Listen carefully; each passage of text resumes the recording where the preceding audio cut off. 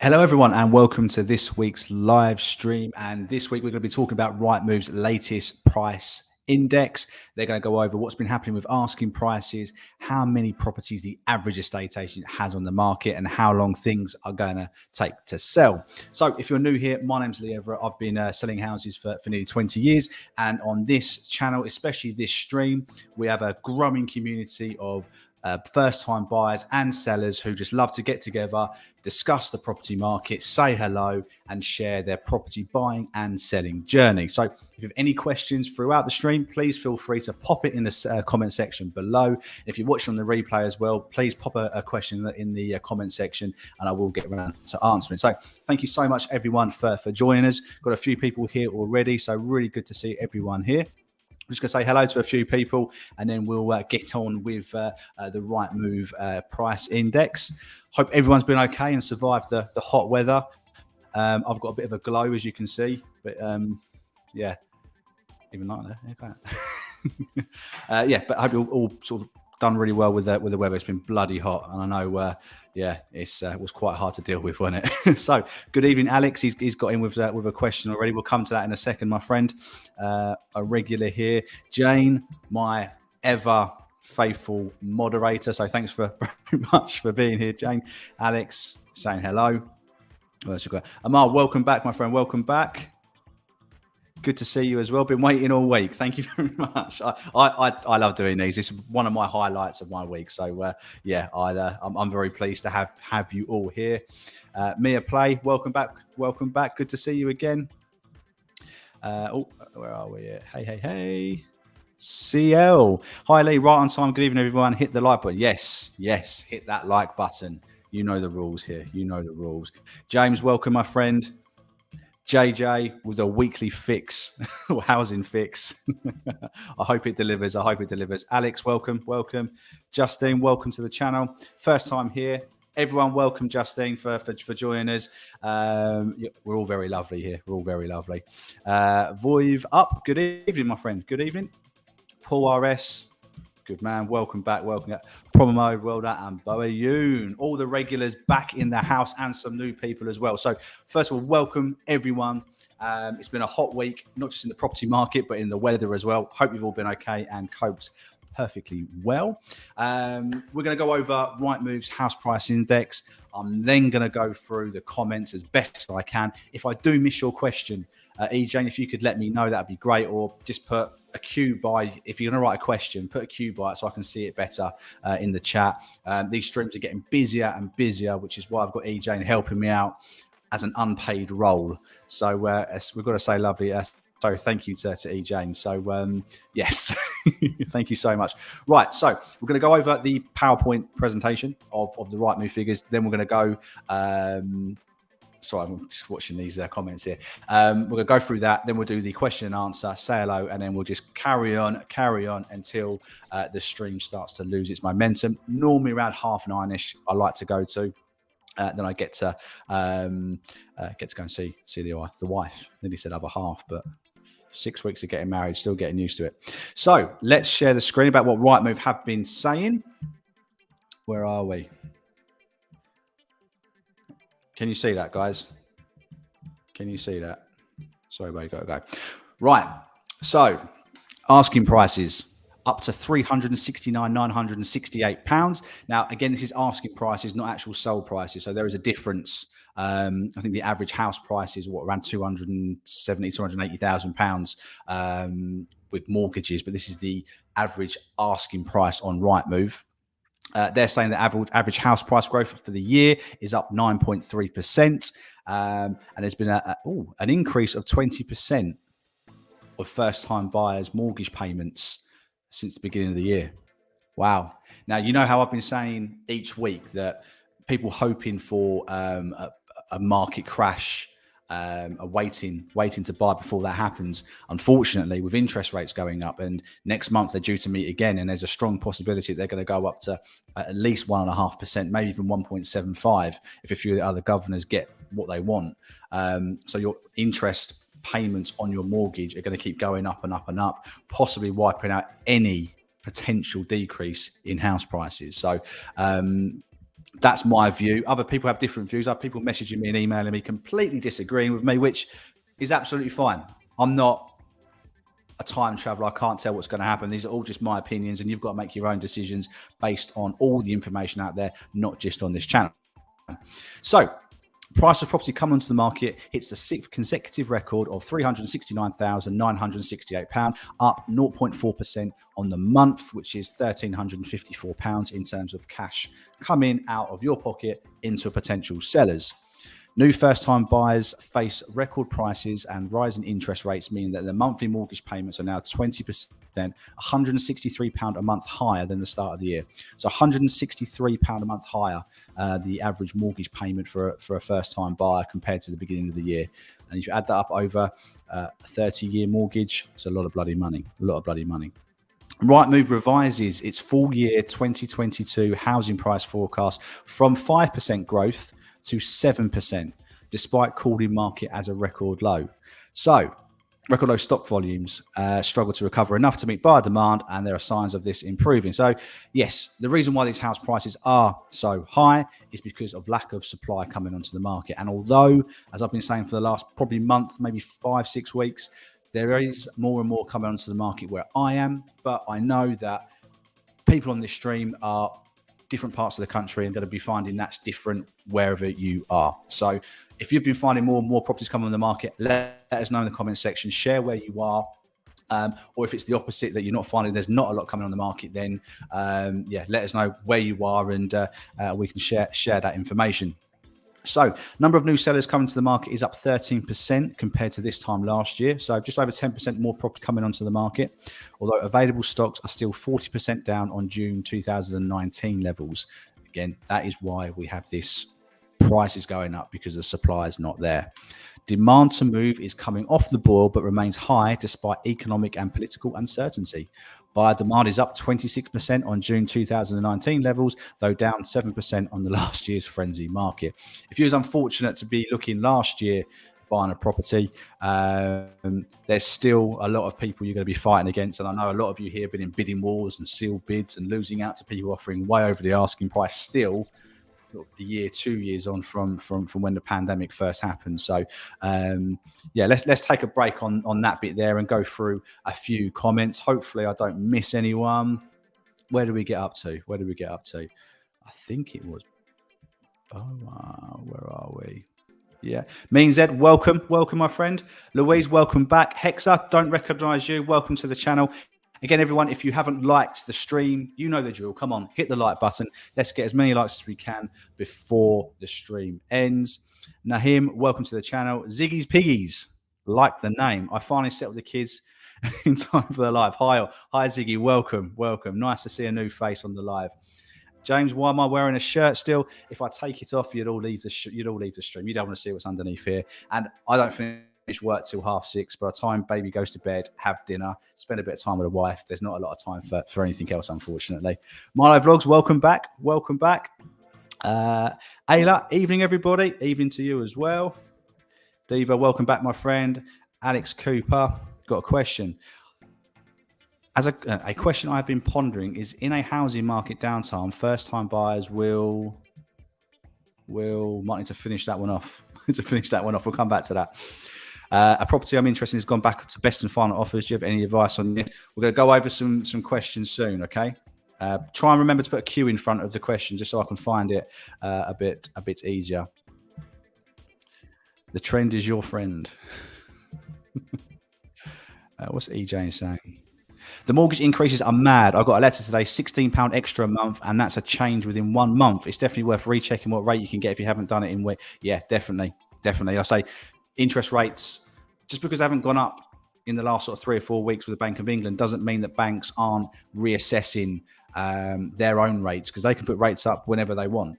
They don't just do it when the Bank of England adjust the base rate. They can tinker with their rates at any time. So definitely, if you've had a mortgage agreed in principle or picked a product, it might be worth looking to see if there is a better deal out there for you, or make sure you're not on the worst deal.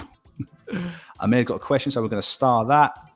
Maya, welcome to the channel. Welcome back. Blimey, we're busy tonight, guys. 55 people watching. 55. Right. Okay. Okay. Right. Let's get some questions here. So, starred ones. A property I'm interested in has gone to best and final offers. Do you have any advice on this? So, best and final, the advice I can give on that is only pay what you think it's worth. Let's get rid of that thing for a minute. And do your research. If before you're offering on a property, you should be doing your own research into how much the maximum similar properties or comparable properties are selling for in that road or immediate area. Also, don't get carried away in this best and final thing. Offer what you think it's worth. It may be advisable to offer an odd amount. You know, like on eBay, if any of you do eBays, when you put your best offer in or final bid, whatever it is, some people go with an odd figure. So rather than going up in thousands, maybe do 1500s or £250 extra or less, just to give it a bit of a different figure, rather than going up in the thousands of pounds, which is what most people will do. Try an odd figure, which may just take you a little bit over somebody else, but not too much. So that's probably the best bit of advice would be, as well as stressing your position. If you are a first-time buyer, Naheem, stressing that you can move as quickly or as slowly as the seller wants to go. And you are a ready and able buyer with your mortgage agreement in principle, your proof of deposit, and your solicitors. So I hope that helps. If anybody else, like Jane, has any thoughts on that, then please pop it in the comment section. And no, Jane, I haven't answered Alex's one yet. I'm going to get to that. Right. So Alex was here bright and early, so I should have done him first. So a flat that I offered on a month ago, the winning bidder has pulled out. Now the agent called me before putting it on the market to ask if I'm still interested. Good estate agency. I am still interested. I offered £5,000 more than my previous offer, and he's saying it might not be enough. What a market. What should I do? So are you happy paying any more than your current offer, Alex? Again, much like the advice we just gave to Naheem, you've got to be comfortable in the price you're offering that seller. You've got to do your research. If you feel it's worth more money, and how long ago was it? A month ago. So you've already offered £5,000 more than what you offered a month ago, which may not be enough. How much more would you want to go? That's the key question here. How much can you afford to go to, and what price would you be willing to lose it at? That's also something you need to consider as well. The fact that they've come to you first rather than putting it on the market means that the agent, and ideally the seller, wants to get something agreed sooner rather than later. And the key thing there, he hasn't said that it won't be enough. He said it might not be enough. So I would ask the agent to put that to the seller and get the seller's feedback, but don't give any indication that you're willing to increase up from your current offer. All right. So you've already offered £5,000 more. Don't offer that and go, yeah, try an extra £5,000, but I might be able to go to a bit more, because the estate agent is going to tell the seller that. Just say, look, I'm willing to pay £5,000 more than what I paid before. Please let the seller know. And then wait for the seller to come back to you and let them know what their thoughts are. Maybe isn't a no. Maybe is, in my eyes, let's see if we can get a bit more out of that buyer. If not, we can certainly look at it. And I hope that's the case, that they do take that for you, Alex. Come back next week and let us know.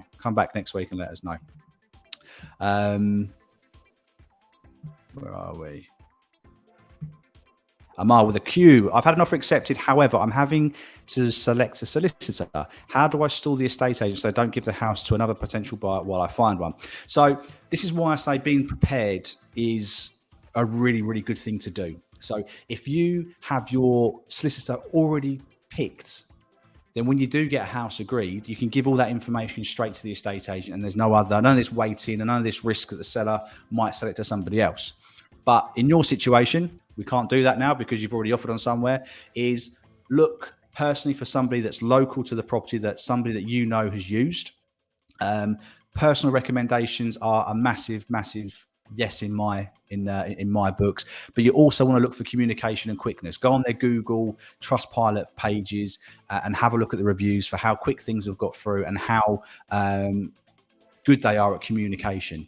If you're getting feedback and reviews saying, always heard from my solicitor, sale went through quick, that's all good signs. When you start seeing reviews which saying, never came back to me, never returned my calls or emails, sale went on for ages, then they're red flags to steer away from. But yeah, generally I would use a local agent, a local solicitor, stay away from the cheap online agents, because unfortunately you do get what you pay for when it comes to a solicitor. Not always.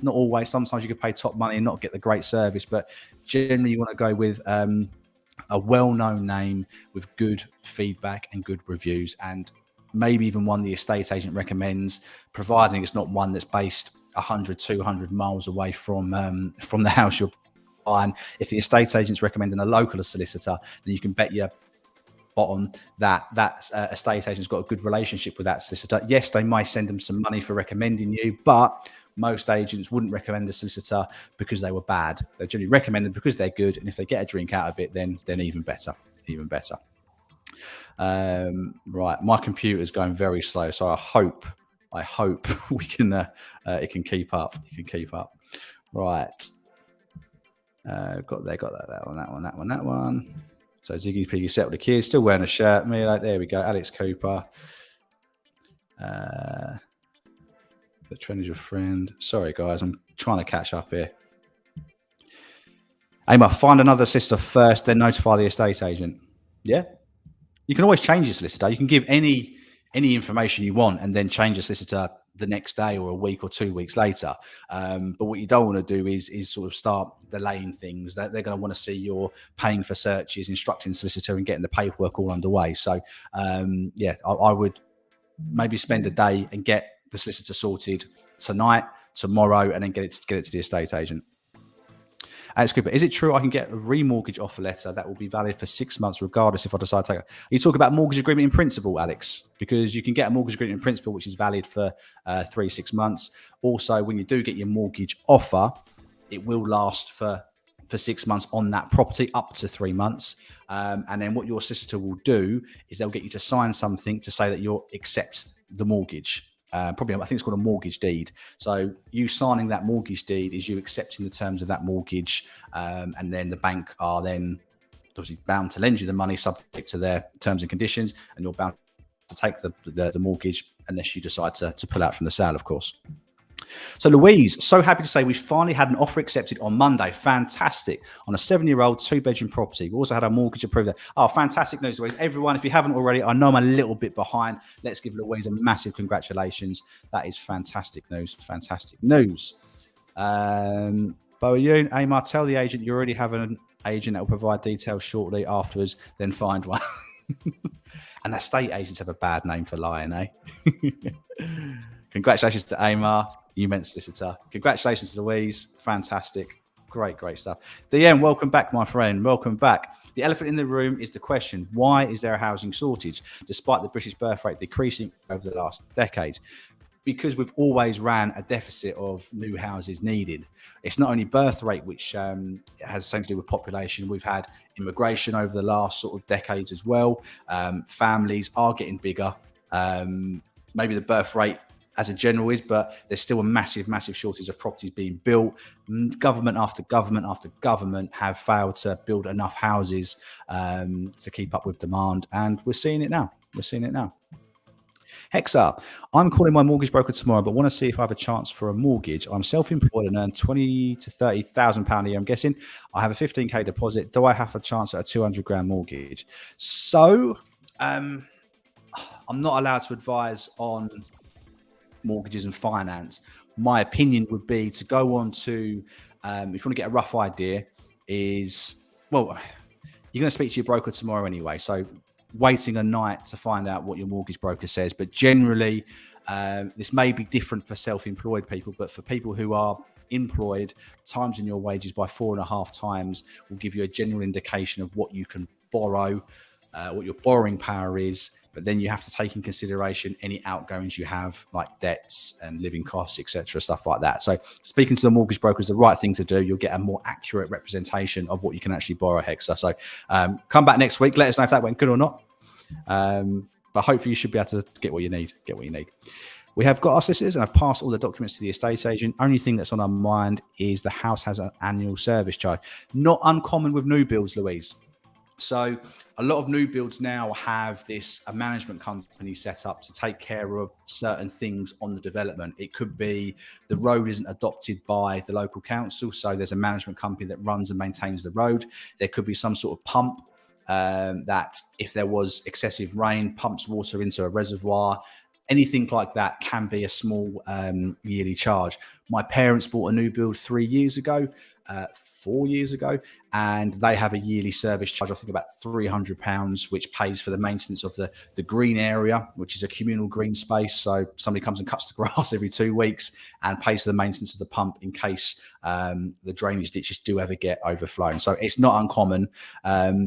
Your solicitor will find out information from the management company about what those costs are and how often they're due and how much they're due to go up by each year. So ask your solicitor to look into that for you.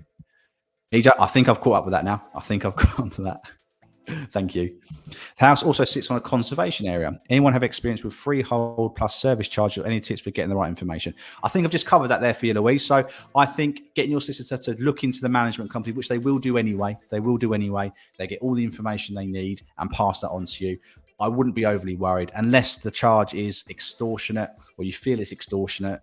Anything more than sort of a few £100 a year, I think is probably a reasonable price to pay, depending what that money pays for. But your solicitor will have a view on that.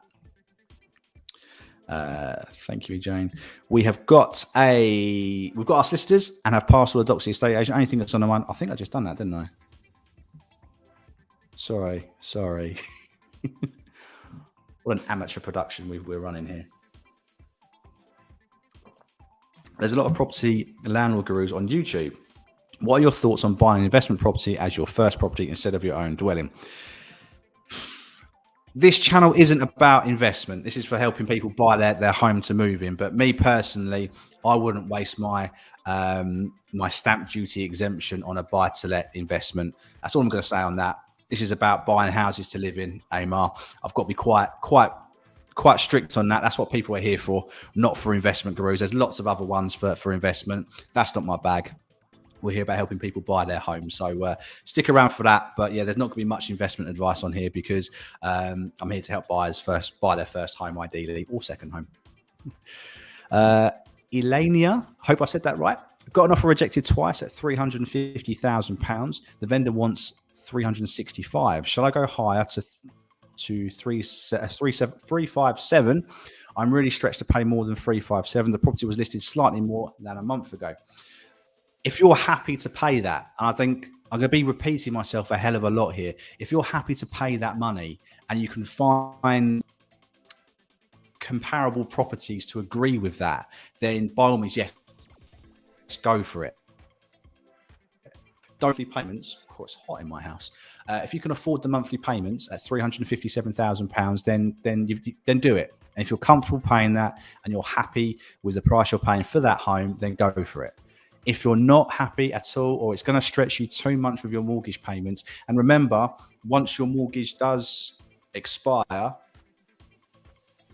if you get a 2-year fixed rate, interest rates may be still high in 2 years' time, then your mortgage payment is going to go up a lot more as well. So this is why I'm personally saying, or my opinion, not my advice, my opinion for people looking to get a mortgage right now is to probably fix in for 5 years as a minimum, so you know exactly what your monthly payment is going to be. I don't think the difference, when I looked for myself, there was much difference between a 2-year and a 5-year fixed rate. So I would probably look to do that. But yeah, if you're comfortable to pay that, then go for it. If you're not, then don't.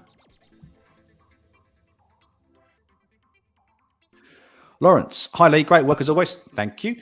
Is it worth buying a new build property and riddled snags, defects, and some developers can be useless when fixing the issues? So what you can do is you can get a snagging survey done. No, most surveyors will do a snagging survey, and you can go around and take that to the builder, and they can put right any defects. You can actually do that in between exchange and completion, providing the property has been finished. But yeah, you can pay for a snagging survey and go for it. New builds, I'm a lazy sod. I like buying things I can just move straight into. A new builds offer that for you. But yeah, as long as you get a snagging list done by a surveyor or a company that does snagging list, that you can then go to the builder and go, right, these are the snags, get them sorted. And just keep on them. Some builders are very, very, very good. Some aren't, but if you keep pressurizing them and keeping on their case, they will get around to do it. And it's best to do it in the first couple of years as well, because after the first 2 years, or maybe be the first year, then it's the builder's responsibility. After the first year or 2 years, it then goes on to the NHBC or whatever building insurance they sell onto. But yeah, definitely get a snagging survey done, and that will then put in writing everything that needs to be sorted before you move in. And can a mortgage lender reduce how much they're going to lend you if they think the property is worth less? Yeah. So if they think it needs too much renovation, they'll hold back a certain amount of money, which is called a retention. That could be for damp, woodworm, structural things, stuff like that. And they can also downvalue the property if they don't think it's worth the amount you're paying for it. And you can either renegotiate with the seller and hope that seller will reduce the price. You can make up the difference yourself, or you can walk away. So there are things that can happen, but generally you should be all right. Fingers crossed. Although if you're a regular here, more and more people are getting or hoping for some down valuations, aren't we, Boa? Alex, thanks, Lee. I appreciate your answer. The vendor accepted £2,500 from the buyer that pulled out. This doesn't mean I have to pay the same. Not at all. What's the point of getting excited and pulling out? Wasted. Yeah. What might be handy to know is why the previous buyer pulled out. If it's something to do, if they had a survey done and something's wrong with the property, the agent has to tell you. If you ask them why the buyer pulled out, they have to tell you anything that would affect your decision to buy that property. So if they know something's wrong, they have to let you know. So it'd be interesting to know why the previous person pulled out. Could have been a change of circumstances, could have been a waste of time buyer, but there could have been an issue with the property which you haven't been made aware of yet. Elena, it's always what you can afford and are comfortable paying. Is the property worth it? Exactly that. And only you can answer that. What it's worth to you may not be what it's worth to me or E-Jane. So you've got to weigh it up for yourself. Alex, I'm working on my first property flip, aim to sell to a cash-rich downsizer. Rightmove alerts and Excel are your best friends to know what price to list at. Exactly that. Doing your own research is key. Absolute key. You can also call an agent to find out how much places have sold for. Generally, they'll give you an idea, so you can keep your finger on the pulse on how things are going. And a mortgage can downvalue the property once it's surveyed. Yes. Everything is inflated in London. Try the southwest. That's even more inflated. House prices in London, although they are mega expensive compared to everywhere else, the actual increase in house prices has only been around 7% in the last couple of years, where other places have experienced 26% increase in prices. So yeah, but it's expensive. Everything's bloody expensive at the moment. Everything. Give me food. Welcome back. We're buying a house in London, but using a solicitor in Doncaster. Friend's recommendation is a match. No, providing that solicitor is on the ball and the estate agent can get through to them and you can get through to them, actually have great communication with them, then no, not a problem at all. The only reason I like to use a local solicitor is because they know the area. They probably know the type of property, and I can actually pick up the phone or write an email and actually get a response or them to answer the phone. So using a local one for me is purely selfish because I know I'm going to get a response. If a buyer who, let's be honest, you're the one paying the solicitor, so it's entirely up to you who you use. You're paying that person's bill.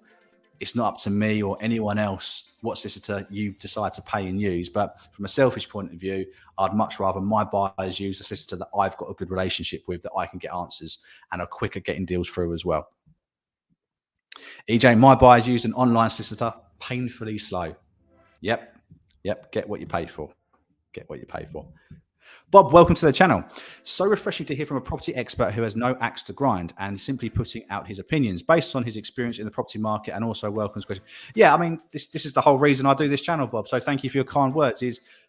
I'm an estate agent 9 till 6:30. After that, I'm here to help people buy houses, the good, the bad, the ugly. We don't sugarcoat anything here. But thank you for your kind words, Bob. Thank you so much. Another congratulations for Louise. EJ, it's refreshing. Liked his other videos too. Thank you very much, guys. Thank you very much. We shouldn't be aiming to concrete over the UK before controlling the immigration numbers, in my opinion. Who would want to live here without the beauty of this country? We've got a hell of a lot of land that can be built on that we haven't. We're so condensed in this country, so condensed. But yeah, let's not talk about immigration, eh? different argument. Thanks, Ed. You're welcome. I promise I don't know Lee personally, by the way. And the moderator job is unpaid, as Jane knows. Thank you, guys. Thank you. Thanks you so much for reassurance and advice, Lee. The charge is around £350 a year, as we've heard, but yet to confirm via the sister, as you say. Yeah, doesn't sound wrong to me, to be honest with you. £350 is what I'm hearing, what the new build developers are charging, or the management companies are charging around my neck of the woods. So, yeah. Has my parents' new build service charge gone up in the years they've had it?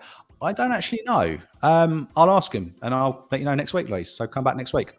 Normally it goes up in line with inflation, which obviously this year has gone up quite a bit.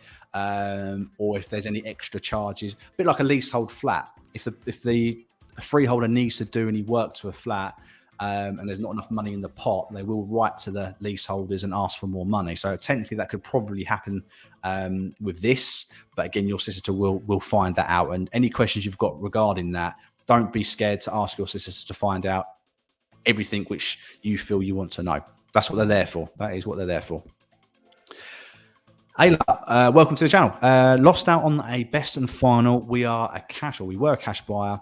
Agent thought offer was good, but clearly not enough. Looking in Enfield, hardly any properties come onto the market. Enfield, where my wonderful Spurs football team train. Never been there. Yeah. I mean, if an agent thinks an offer's good, then generally they feel that's what the property's worth. But sometimes a seller has different ideas or different expectations or needs a different amount of money than what the market is willing to pay for it.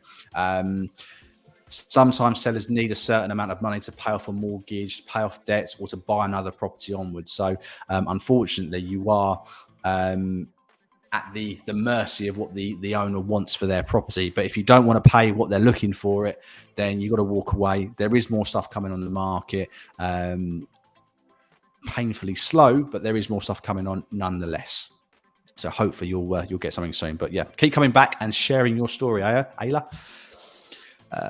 Maya, Lee, we've had our survey back and unfortunately found out that 2 separate chimney stacks aren't properly supported, as well as a third needs some repair. Altogether could potentially come to at least £10,000. A bit disheartening as the owner knew about the issue but didn't tell us. Is it reasonable to insist on them reducing the property by the full amount? Agreed price was 345 down. I don't think that's unreasonable. So if they've had the chimney stacks removed and not been supported properly, then obviously not been signed off by building control or building regs. So it is something which will need to be done. I'm surprised maybe your mortgage survey didn't spot that, but they may have asked your solicitor to look into it. I personally would be asking for £10,000 off. If they say no, then see if they'll contribute to it a figure that you're happy. Going 50-50 is sometimes a happy medium where you can get £5,000 off, and the owner can obviously contribute to that. You could also do what's called an allowance. Now, I'm not sure if £10,000 would be too much, but you are talking quite a bit of money here, where you send over £10,000 less, with your solicitor sends over £10,000 less to the seller's solicitor on completion. So you have that £10,000 in your bank account to do that work. Normally, from my knowledge in this sort of area I work in, it's normally up to £5,000 the max you can do that, but that may vary from lender to lender. But I would certainly look at that, so to see if the owner will at least contribute to it. Because 10 grand for unexpected things which they potentially knew about. Yeah, they should hopefully offer something, but there's no guarantee, unfortunately. No guarantee.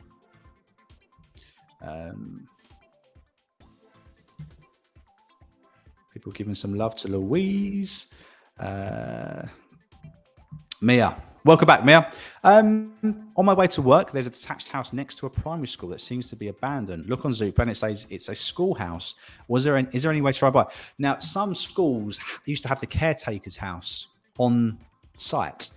So it first and foremost might be worth speaking to the school or writing to the school to see if they know who the owner is or if they sold it. Failing that, you can go on the land registry website, pay £3 to £5, and they could that information will tell you who the owner is, and you can then write to them. But my first point of call will be to see if the school still own it or know who's responsible for it, and then make your inquiries from there. But some of those houses can be quite nice. We've got a school literally just there, and there was a house which I've actually valued it in the past, and we've sold it as well, which was the old caretaker's house for the school. So yeah, I'll start asking the school first, seeing if that's the case. If not, then go on Land Registry, Mia, and see if that helps shed any light. It's going to cost you £3 to £5 to get at least who the owner was when the property was bought in that name.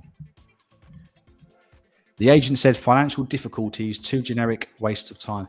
Yeah, I mean, hopefully there's nothing else going on. I mean, as we all know, sometimes circumstances changes, life changes.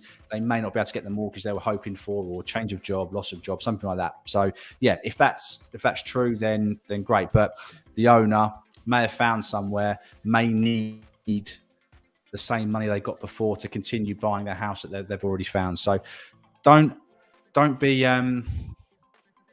be forced into paying more than you want. As I said earlier, keep your cards close to your chest. Offer that £5,000 if you want. I mean, me personally, I probably would have offered less.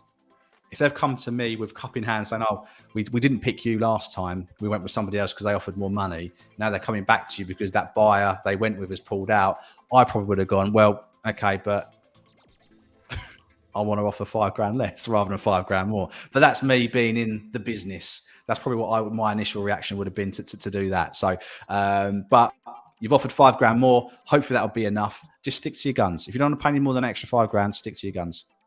It could have been downvalued. It could have been downvalued. Unlikely. When I bought mine, it fell for a month before with another buyer. They told me they had financial difficulties, but it actually got downvalued, and for me. See, it does happen. It does happen. Can I put a cash offer in another property if I have a cash buyer ready to? Of course you can, Naheem. Of course you can.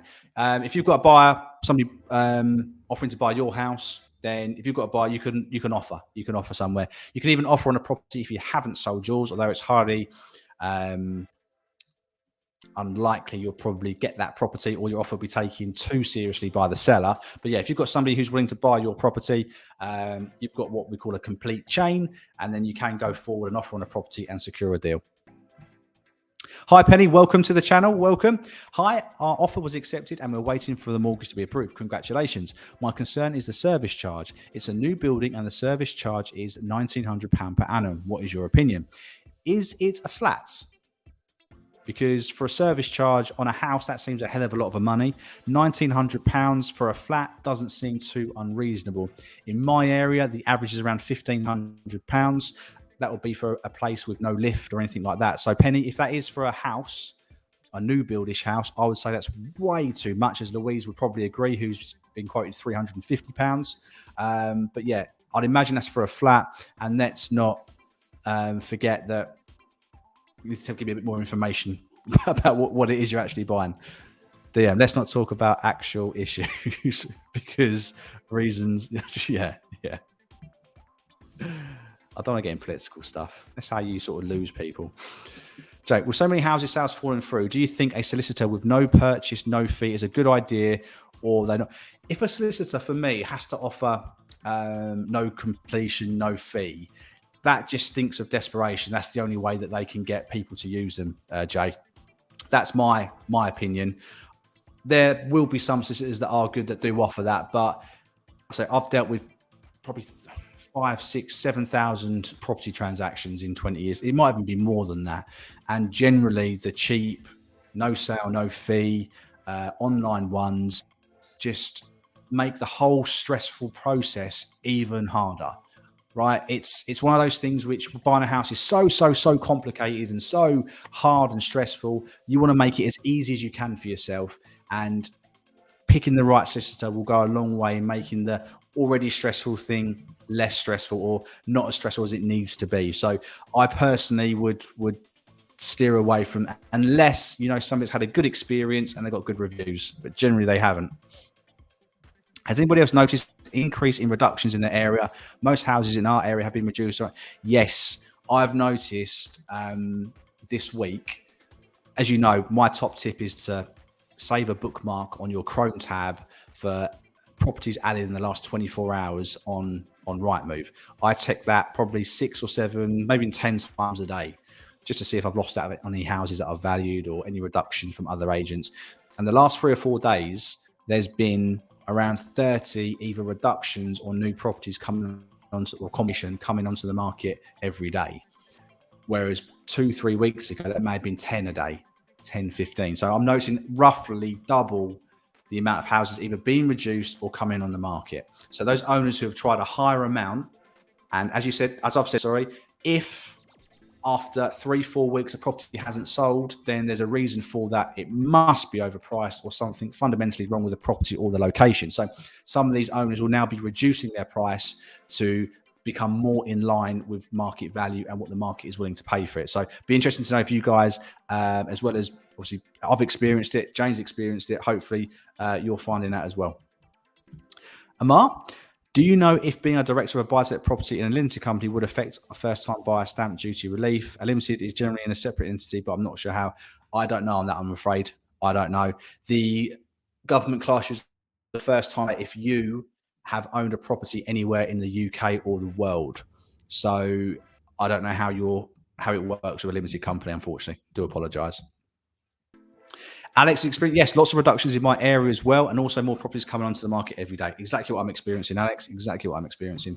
Sue is finding the same. Yes, we've noticed a lot of houses being reduced. Some have only been on the market for a short time as well. Yeah, anything being reduced in 3-4 weeks is probably about right. That's what I'm telling my vendors. If you haven't sold or had the right offers in 3-4 weeks, then you need to reduce your price. It's as simple as that in this market. So, what are the options if it's down value? What likelihood of reducing the price? So 3 options. You've got the owner will negotiate and come down to the price that the mortgage company have said. You make up the difference, which if you do that, if you can do that, you got to think very carefully, or you walk away. I suppose you could negotiate if the owner drops a certain amount and you put the rest in, but yeah, 3-4 options. There's no right or wrong thing to do. It's whatever you and the owner can come to an agreement. So if you can't come to an agreement, then the deal will fall out of bed, CL. But generally, if the owner is reasonable and they can afford to help, then they generally will, because if it's been downvalued once, there is a chance that it could happen again. Or if you wanted to go down with a different lender, with a different surveyor, you could try that. But again, there's no guarantee that the new surveyor will value it at the same price that you're paying for it. So might be worth chatting to your mortgage broker to see what their thoughts are on that. David, welcome to the channel. Joining for the first time. Thank you very much, my friend. Please give the video a thumbs up. Any advice anyone thinking about buying their privately rented home as a first-time buyer? I mean, you know the house. You know what's wrong with it. You're in this lovely, unique position where you are trying before you buy. Buying the house you rent, you've got a rapport with the owner already. You know the maintenance that's being done or not being done, and you never know, they might offer you a deal. And if they're willing to sell it for less than the market value, you can use that price difference as your deposit or towards your deposit. So I don't think it's a bad thing, providing the property suits you and the price is right for you and your family, David. But you may want to get it valued by an estate agent, just so you know the money that the landlord's quoting you is correct. Obviously, you need the owner's permission to do that. You could probably both get a valuation and then share them and then come to an agreement that way. But no, I think it's a good idea. Good idea. Penny, yes. Forgive me, Penny. It's been a long time since I saw your last comments. I don't know what you're saying yes to. Mia Pay. If the house is still owned by the school, will they be able to sell it? Yeah, I mean, it'll be up to the head teacher, I'm guessing, or who runs the company that runs the school. But I'd imagine in a time where house prices are at the record high and budgets and increase in prices are going up, that maybe a school could be interested in selling an asset to help fund certain other things at Mia. So yeah, I don't see why they wouldn't be able to, but certainly worth asking that school. Mayor Jack, thank you so much for the super sticker. I don't push this. I don't think I push this too much. But if you do want to support the channel, you can do a super thanks, super chat, or a super sticker. And that just, yeah, it makes me feel so great. Sorry I missed it earlier, Mag. I'm trying to catch up with all the chats here. But thank you so much. Very much appreciated. Yeah, love it. Absolutely love it. Thank you. Jane's saying, don't go for an online, no sale, no fee stuff from the perspective of a seller. See, not just agents that don't like them, sellers don't like them either. You are more than welcome, you're more than welcome. And thank you again for the super chat or super sticker. Really, really, really appreciated. Highly, is it a good idea to use the same system that the seller uses recommended by the estate agent? How long does it take to secure a mortgage for when you have the offer accepted? Many thanks. So you can use the same company for a solicitor. Generally, you'll need to use a different office, which may or may not speed things up. I've got a solicitor in my town that have 3 offices over the area that we deal with. And sometimes we have one office deal with the sale, one office deal with the purchase. Sometimes it works lovely. Sometimes it's not good at all. But yes, it can be done.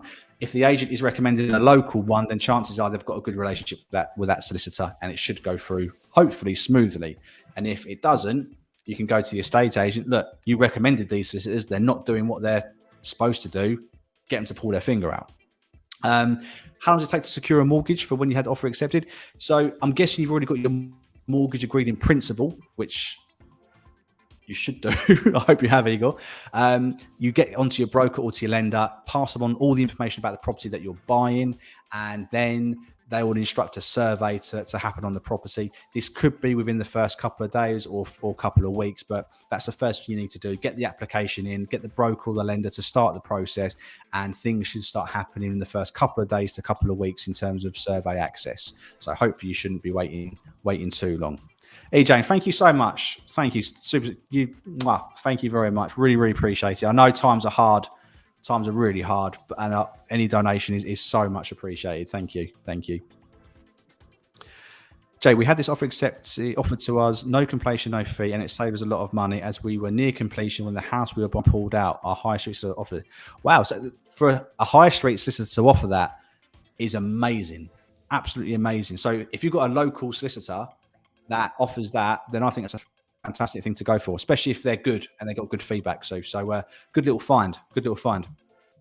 Miss Detox, welcome to the channel. Please give it a thumbs up if you haven't already. Hey, my offer was accepted a couple of months ago. I received the initial forms, fixtures and fitting, etc. However, the service for the boiler expired today. Is it worth asking the seller to do another service? Yes, I mean, it's always worth asking. Chances if they've had one done before, they'll probably get it done each year. How old's the boiler? If it's only a few years old, then the seller will probably want to keep up the service record to keep any warranty in place still. So I would certainly ask for that to be done. They have no legal obligation to say yes, but most owners probably wouldn't say no to getting a gas boiler service, especially if they live there as well, just to make sure it's safe while the sale is still going through. Congratulations on finding a property as well. So well done on that. Well done on that. Miss Detox, it's unlikely it's going to happen. Buyer beware. Good luck. You're answering the right one there, mate. Seller is in a chain. Do you think they'll be willing to renegotiate if they've found a property? If the money works for the seller, then they may do. Remember, when you come to sell your property eventually and you go to buy a bigger or a different property, you'll base your offer on that house you're buying based on the equity you're going to get from the house you're selling. So sometimes those figures can be quite tight, Boa. So some owners will be able to renegotiate. They may have to ask for more money off the one they're buying. But in this market, as you're all experiencing, people are paying over asking price to secure a property. So some owners are unlikely to be able to be in a position to renegotiate. But it's always worth asking the question if you feel or know the property you're buying is overpriced or been downvalued. Gosh, really hot in my dining room. Really hot. Thanks very much. You're more than welcome, David. More than welcome. And I'm grateful for you being here. So thanks for checking out. The question was about the service charge. Yes, it's a new build 2-bed flat. Right. Yeah. So £1,900 doesn't sound too unreasonable, Penny. You've got to pay. That would include the buildings insurance, most probably, which could be £200 to £300 a year if you're buying a house or a freehold property. So that brings the service charge down to £1,600 ish a year. And you want to be looking at what the communal areas look like. Make sure they're well maintained, because what you don't want to be doing is paying nearly £2,000 a year and they're not doing anything for that money. apart from insuring the building. If the grounds look good, the communal areas look good, and that money is being used well, then paying around £1,900, I don't think is unreasonable. But if the communal areas are looking untidy, dirty, smelly, along with the outside areas, then you may want to speak to the seller to see if they'll speak to the management company about keeping up with their responsibilities. But from my point of view, £1,900, a little bit more than average, but as it is a new build, obviously costs have gone up. So yeah, I don't see that being too unreasonable. Elenia, can I ask your agent if there are any serious issues or damages that I should be aware of before placing an offer, or should I wait for the surveyor? So an estate agent must let you know, or must let a buyer know, of anything that would affect your decision to buy that property. So if they know anything, they should report it to you. So if they know it's been underpinned, or they know there's structural issues, or there's a wall been taken out which shouldn't have been, if they know that, then they should tell you. Unfortunately, some owners don't tell estate agents things that they should do. But this is why it's important to get a survey done to catch these things out. The emphasis isn't put on the seller too much to point out the faults in their property. It seems to be on the buyer to find faults rather than an owner to point them out. So yeah, definitely get a home buyer survey if the property is not a new build, and yeah, see what they find, and then you can sort of speak to the seller about any potential issues they do find. Spending that £300-400 could save you thousands in the long run. And thank you so much. Thank you so much for that as well. I really, really appreciate that. Thank you. Really, really nice of you guys to support the channel. It's it really, really, really, yeah, puts a massive smile on my face. So thank you so much, guys. Thank you. If we could also, come on, guys, 41 likes right at the moment and 69 people viewing. So if you haven't liked the stream, please give it a thumbs up. That'd be really, really, really great. Should we talk a little bit more about Rightmove and what they're finding with the current property market for the guys who have just joined us? So Rightmove have been saying that the new average house asking price is £369,968. Annual house price growth, 9.3%. And the average first-time buyer mortgage payment has gone up 20% since the beginning of the year. Here we go. This is the bit I like seeing. Well, not like to see. I think it's a bit of a... helps visualize actually monetary figures rather than percentages. So first-time buyers in June, the average first-time buyer property was £251. That's now gone up by just short of £700 to £224,943. So the same house, the average first-time buyer house, has gone up nearly £700, or over £700 in 1 month. Again, this may change after 2-3 weeks. We might start seeing those house prices coming down, as some of you have been noticing. And if you look at the second step of houses we've got here, those prices have actually come down by 0.3%. So those average second time homeowners, so people buying maybe or selling a 3-bedroom semi-house or a 3-bed detached house, they are, it looks like, starting to reduce their house prices. And maybe that's what you guys are seeing in the market, those mid-size homes actually being reduced in price, and therefore hopefully becoming a little bit more appealing. Not going to go for all that rubbish, because that's just estate agents talking. You want to know what I think, not what random people think, don't you? Average asking price trend, we can see that it has started to slow down, but still going up. That's the important thing. It's still going up. I think this goes on now about rents, doesn't it? Here we go. So what we're seeing in this graph here is rents compared to mortgage payments. So the average mortgage payment for a first-time buyer at the moment is, well, nearly approaching £1,000, whereas rent is around £900. And because of the interest rate rises, you can see that there, between October and February, when the first interest rate, I think it was December, started to kick in, that pushed the prices of mortgages up and up and up. And that's why we're seeing this average monthly mortgage payment for first-time buyers go up exponentially, because you're the ones who have less deposit to put down on a property and therefore have to pay a higher interest rate. So, and we're seeing that here in that graph. Ability to afford a first home. Crikey. Yeah. That's, yeah. Absolutely nuts. 5-year asking price trend going up. And it's when people say there's going to be a crash, there's going to be a crash. Last 5 years, we've had our dips, Brexit, other bits and pieces like that. But look at that 5-year trend, always going higher than what it was at its lowest point. And you can say the same with any sort of housing market crash. They always go back up eventually. Average stock per estate agent gone up by 1 on average. So last month it was 46 houses for sale or sold. Now it's 47. And the average time to secure a buyer has steadfast at 32 days, a day longer than April, but May and June, they're stuck around 32 days. So that's what I'm saying. If you see a house that's been on the market for more than that sort of time scale, then something's not right. Average houses are selling in 32 days, sometimes less.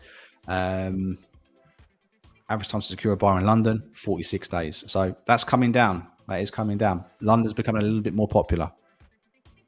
And then we've got some regional trends there, which you can go on Rightmove and check all these out yourself, guys, because these are, you know where you live. I'll leave it on there for a couple of minutes. But thank you so much for joining us, guys. I hope you've enjoyed the stream. I've really enjoyed this week. It's been hot. Hopefully next week I won't be sweating as much. I don't know what I can do to make this room cooler, but thank you so much for watching. I appreciate all the chats, all the super chats, the thanks you get, the likes you do. So thank you so much for joining me this week, and hopefully I'll see you guys next week, Wednesday at 8:30. Have a wonderful week. Good luck with your house buying purchases, and I'll see you soon. Yeah, so take care. And then here we go, the awkward bit where I press end, and I don't know